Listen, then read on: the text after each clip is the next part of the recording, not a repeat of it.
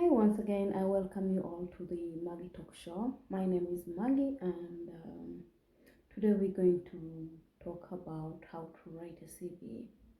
A CV includes a personal letter that talks about who you are as a person. On your very first page, on the left above, you write your name. There you write the address you are on, and then you write your telephone number so that in case they need you, which number they have to contact you on. And then you don't forget to write your email. In the email, it's always very important to use your names beginning. After writing all that, you have to show the level of education. Which schools have you attended? If you're still studying, which university or which college are you studying, or schools you attended from which year, like 2010 to 2016, from 16 to 18. So show every details of every school that you attended to. When you live in a country where you don't speak the same language and you have to learn the other language, we say you live in Finland and you're from we say from you live in Finland and you're from Kenya. So you have to show that you have studied the Finnish language, whereby you have to write like Finnish language. We say you came into 2016 there, Finnish language from 2016 to 2018, and which levels and how many levels have you studied of this Finnish language. Which is very important because some employers want to know the level of education you have in their language, like how much can you in a certain language, can you communicate with the people. Yeah, so it's very good to show them that if you've been attending all this the language schools and everything, show them that you have done that. The past workplaces, um, we say you worked as a nanny, you have to show it, and where we from which year to which year. Give as many as possible, and because it means that you have a lot of experience in work. Sometimes we are afraid to show that we have moved from one work to another because we are afraid to be judged by, oh, she does not stay at one place or he does not stay in one place. That should be known, the cause for you not to give in why or how the experience has been. It's always good to give to give that you have worked somewhere. After showing them the work experience, that's the CV. Actually, that's the CV. That's all what is supposed to be in the CV, nothing more. Then you tell them about the language. How many languages can you speak? How fluent are you? Because for me, I show like I have 3 languages which I'm fluent at. So I show them I can English, I can Luganda, and I can Swedish. Those are the 3 languages I'm at least can talk without having any troubles. It's very good always to show them that if you have an extra language, it's always a bonus sometimes. And then show them what you have a driver's license or not, because some jobs they need a driver's license and others they don't mind it, but it does not hurt if you have one. If you're a driver, then show them that I have a driver's license. When you're done with your CV, the last part should be reference, because reference, that's where you give in the previous bosses who can give a hand and be like, yeah, she's a good person, he is a good person, to make you get a new job. But you do not mention, I repeat, do not mention your previous workers, bosses, unless they call you and give you an interview and then they ask you to give in the bosses. Because on reference you can always write it can be given when needed or when requested. It can be given when requested. So in that case, you're protecting yourself and you're protecting your boss. When we talk about the personal letter, it's a letter that talks about you yourself as a person. like a letter that talks about me. Who is Maggie? How old is she? How long has she been this? How long has she done this? So same as the CV, you start by writing your name up, your address, your email, and your telephone number. In this letter, you write about your name. If you're a student, you write your student.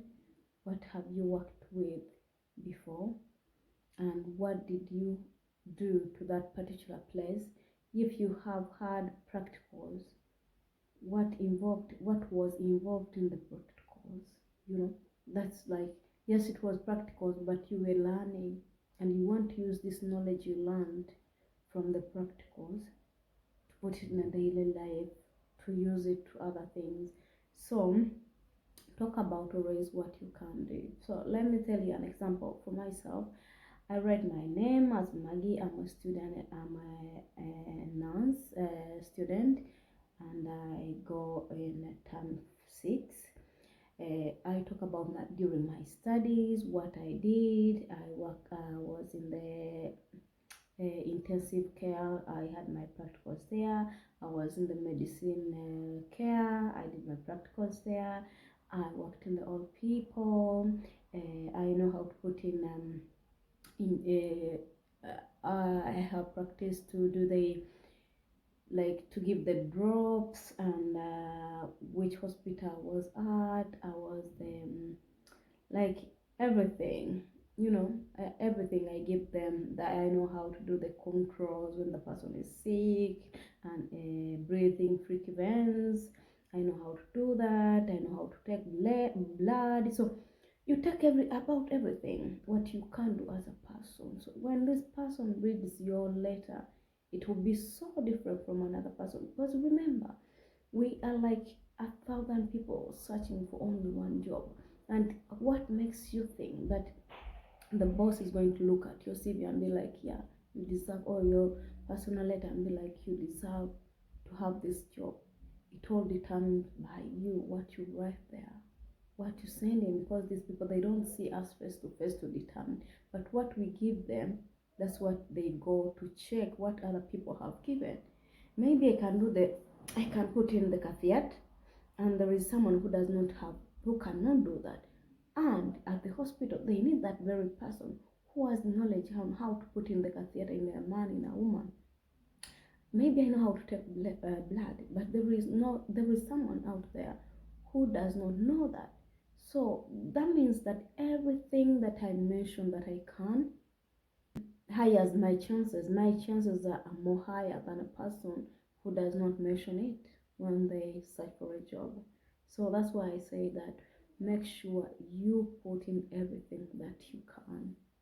Don't forget to explain, to give a reason why you think you're the best candidate to this job. Yeah, why the boss should look at you as the best candidate and offer you the job.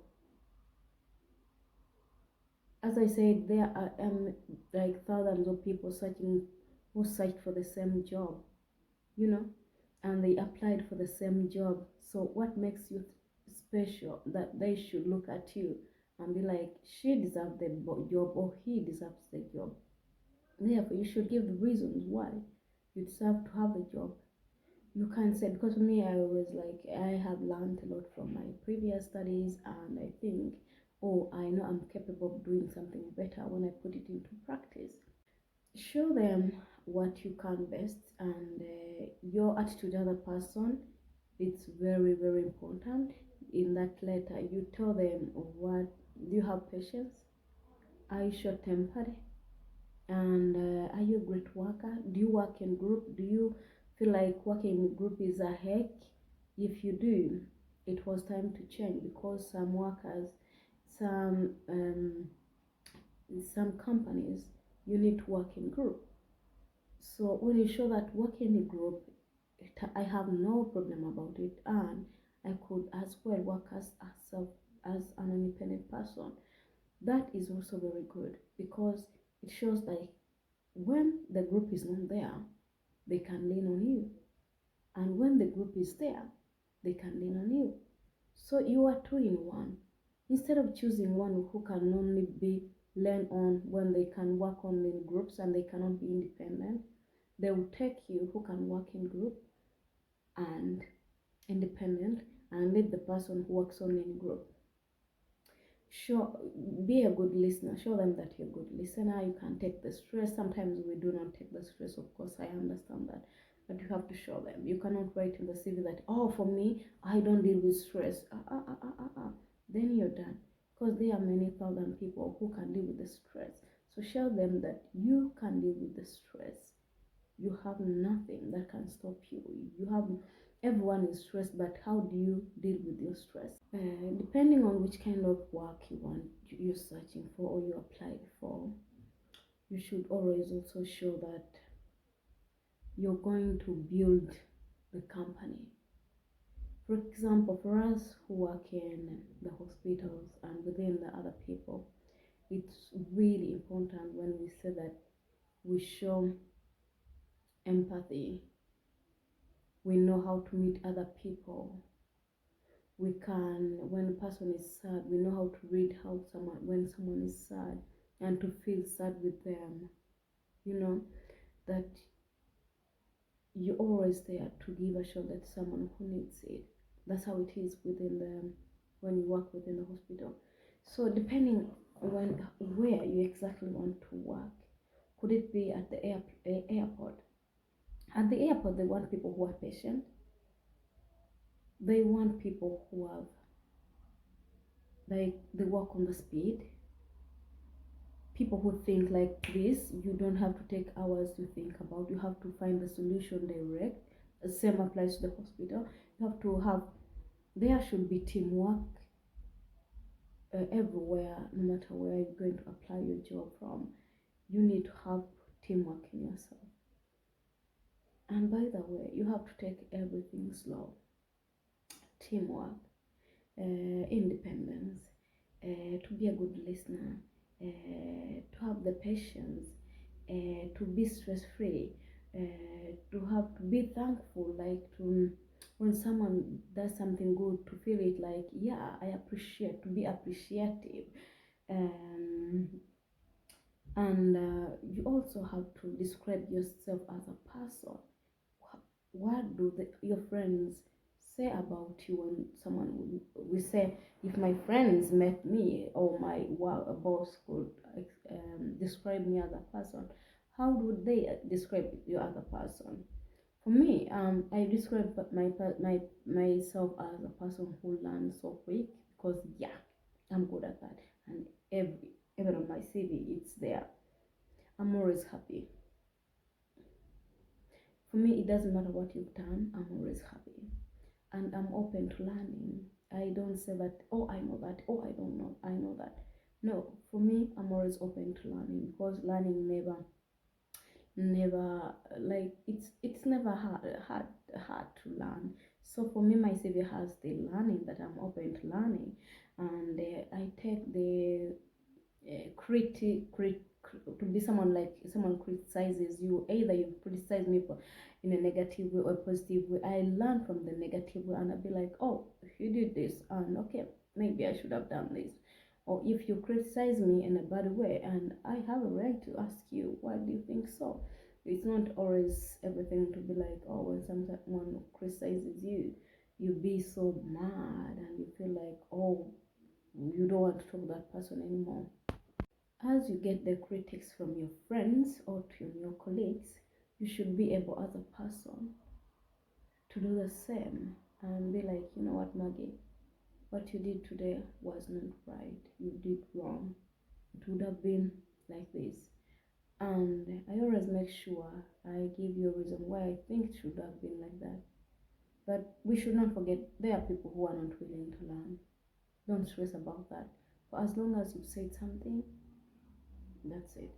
And it's always the people who have been at work at the same workplace for so many years, and they think that the routine has to continue as it's been. Like, for them, they think it has to be this way and that's to be that way. No change, no nothing. So you give your critique and then you see how it goes. Like, because we say that you have worked before, and this is what you should include in your personal letter. It should be what you have learned from the previous work, what have you learned from your education, and yeah, actually exactly what you have learned. It's very important to show that, you know what, I have learned this.